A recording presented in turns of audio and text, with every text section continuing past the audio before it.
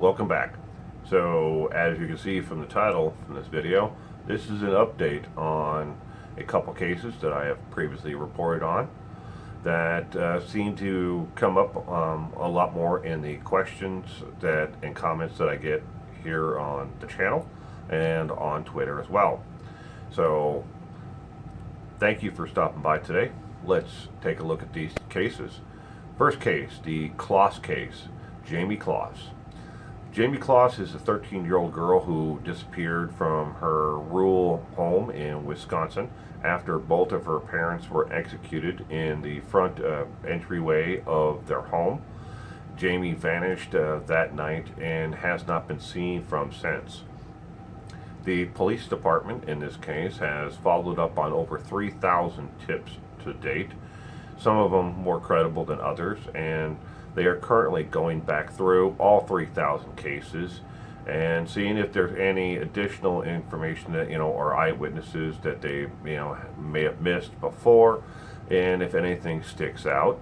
And it is a very tedious process to go through all 3,000 possible tips that they have researched so far. Now, they are not doing this alone. This is actually being helped by the local police department, state and federal, are helping them as well on this case. Since my last update on this, they have recanvassed the area and expanded the search area by air and by ground. By air, they did it by helicopter. Now that they can get in lower and hover over certain areas because the foliage from trees has died off and fallen, and bushes have scaled back. They can now see more of the ground area than potentially where they wanted to search on foot.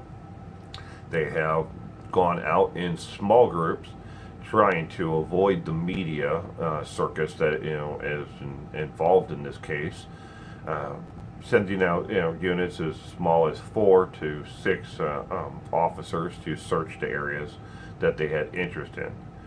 They have not found anything that will help to this point to bring Jayme home.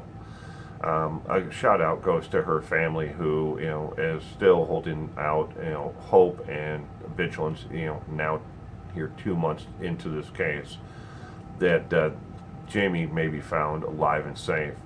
It very well can be, but the longer it goes, the less hope there is. And rightfully so, but they're holding out hope, and I pray and I really do hope that everything works out for the best for them in this case.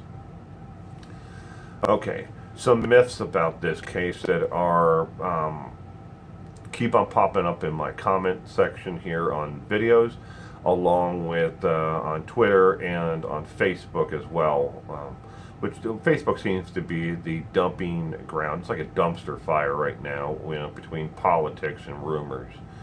So some of the rumors that are out there are the following, and I'm going to dispel each and every one of them. One, the Kloss case and the disappearance of Jayme is in no way connected to a case of a tragic case, in the state of Wisconsin, of a Somalian family. And friends. It has nothing to do with that at all.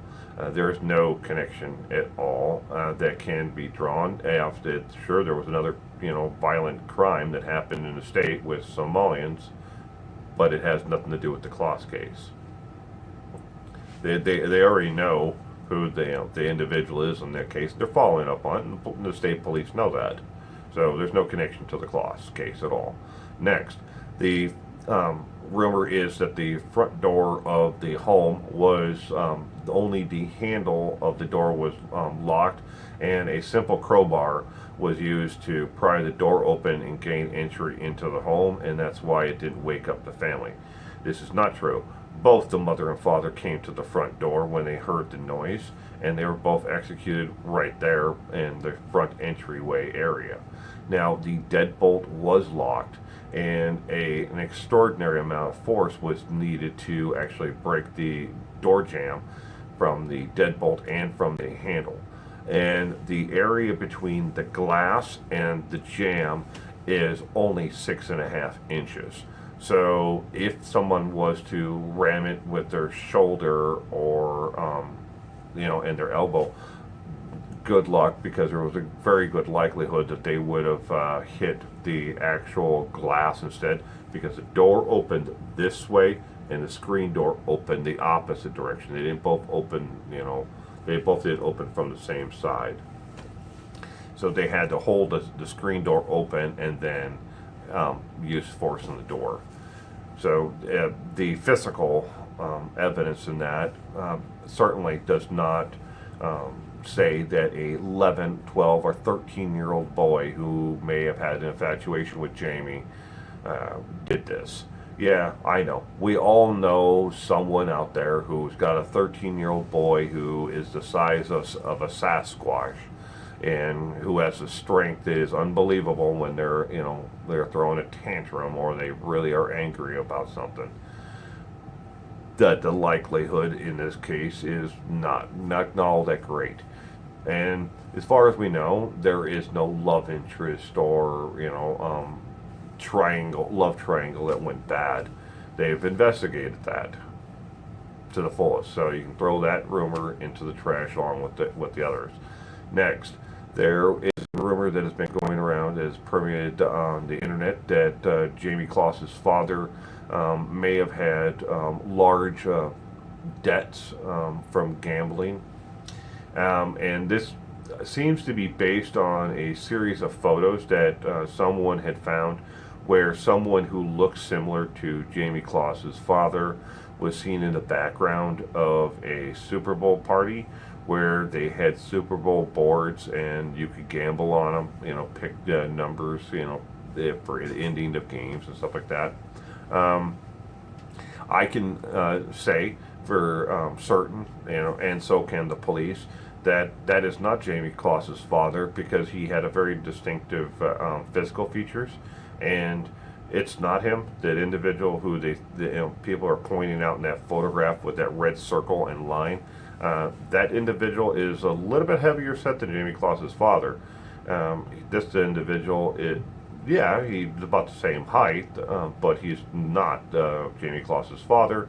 And they've investigated also that any kind of reason why this crime happened, and gambling debts would have been one of them.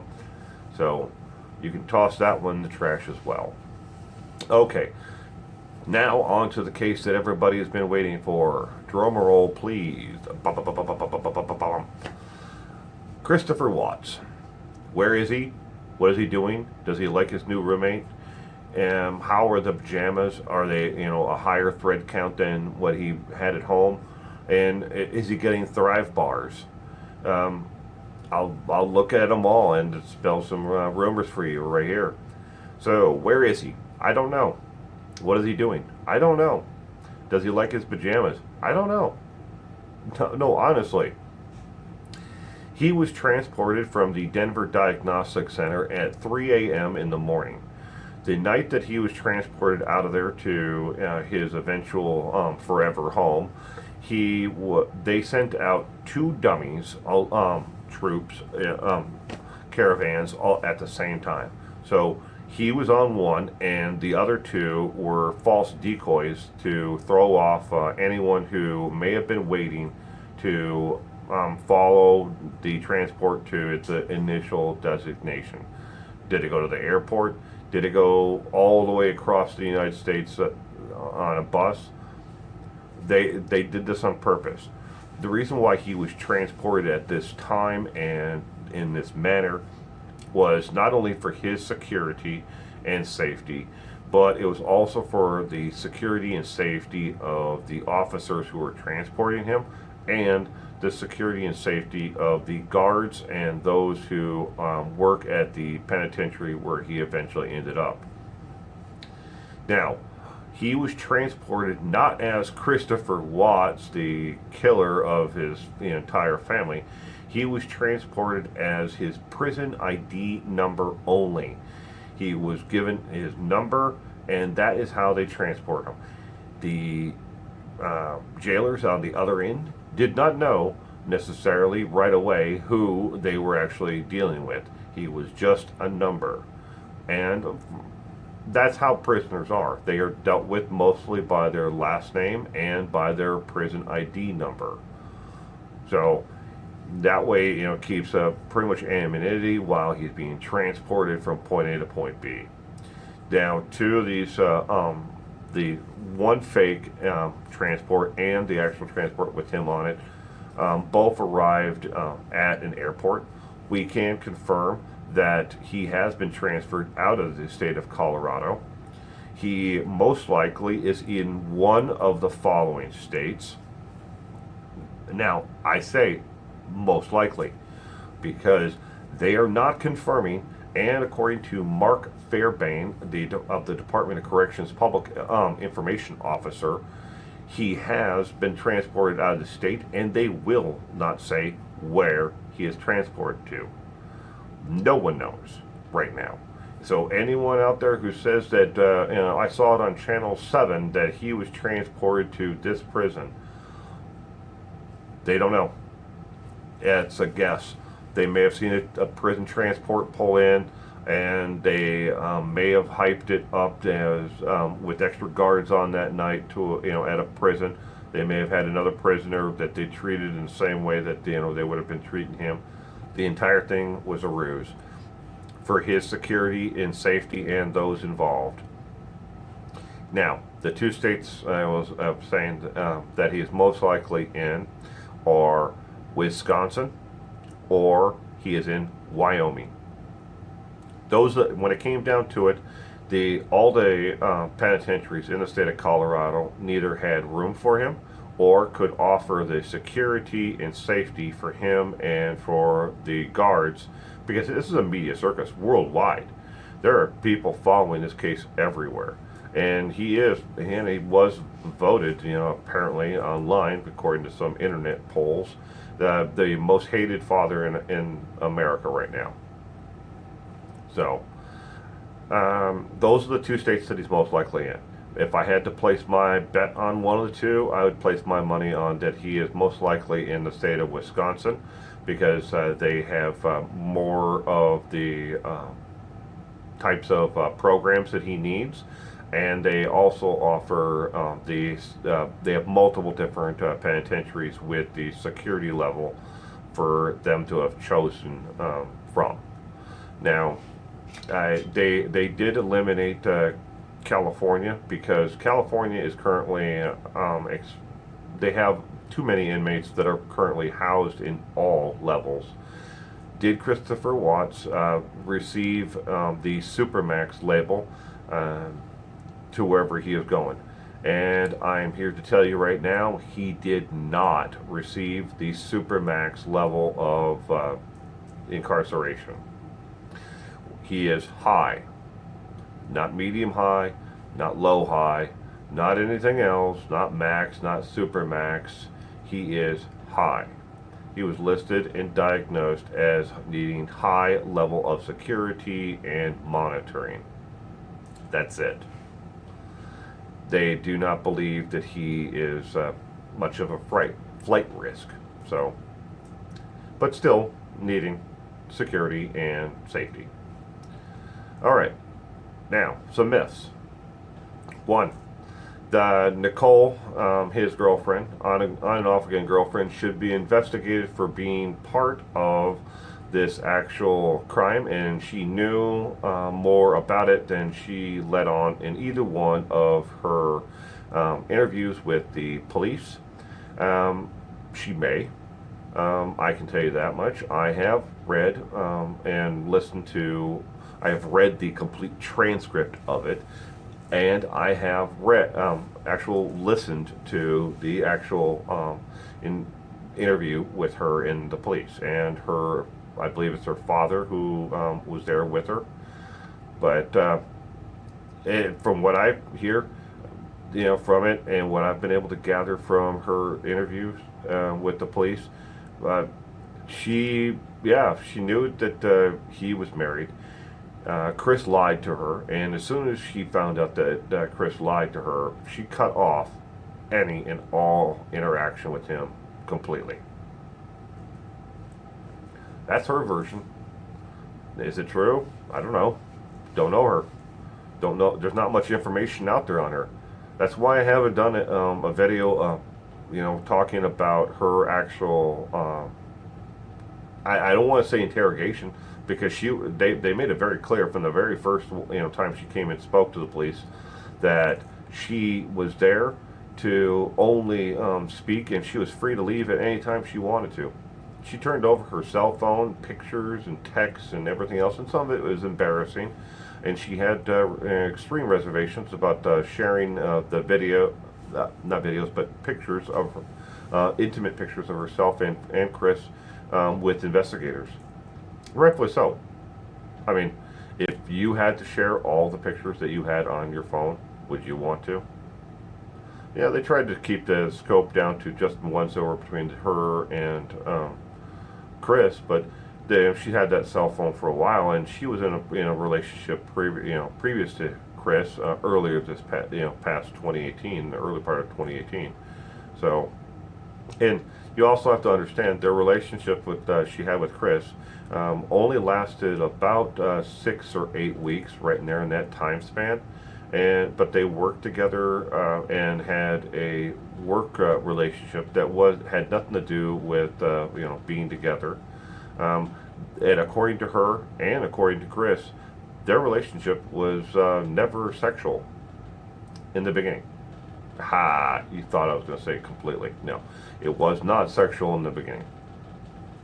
It was friends, and she was trying to help him reestablish his life after his divorce, to get an apartment, and set up child custody and everything else. She was trying to help him, and that's how the relationship went, because he was a good liar. As so, are when it comes to people who are narcissistic, they are very good at lying and pulling the wool over the victim's eyes. All right. On to some rumors about Chris and Christopher Watson, the case. That one, all the items from the home are going to be sold, and the proceeds from that will go to Christopher Watts because they're his items. Most of the things within the home that belong to Shanann and to Chris have been taken and out of the home and have been put into storage. There are some items that are still in the home, and other items that were added to the home to stage it for sale. Now, what items are personal that are in the home, I don't know. The home will be sold by the bank and by Frank, who is the executor of Shanann's estate. And the money will go to Chris, but it'll be put into a trust account. And the Rusick family will receive Shannan's share. And Frank can do whatever he decides that needs to be done with the money, from there. And they're suing, Chris, and they'll get, his 401k money, and they will get his sale, money he gets from any sales. The Lexus that he drove was leased. It has been turned back over to the bank. There's no money to be gained from that. The truck that Chris drove belonged to the oil company he worked for, so they took their truck back. Shannan's vehicle was leased as well. It's gone. It went back, and both of those vehicles have now been sold off at auction. You could easily follow the trail online, and it was available, and I told everybody in the comment section how to do it. I do not know what the final sale prices were on either one. They were, the way that these items went is they were auctioned, but the final price was put up to the bank to either approve or just not approve the final sale price. So they could end up being transported again off to another auction site somewhere else if the bank didn't approve of it, or resold at auction there. Okay. All right. That's about it for today. I don't want to get into some of the other weird or twisted rumors that are out there. Just wanted to give you an update on do I know where he is? No. Do I know what he's doing? No. Do I know if he likes the thread count of the pajamas that they gave him? No. I'm sure he doesn't like it. Is he on Thrive? No. And FYI, the time before Christopher Watts, killed his wife, he was only doing a minimal amount of the actual products that she sold, just enough to make her happy. He was doing the keto diet along with doing a supplement that you can get at GNC supplement stores, because he was lifting a lot of weights. He wanted to look good for his girlfriend, and he wanted to look good for himself. Now he can't do that. He's packing the weight back on. So you stay safe out there.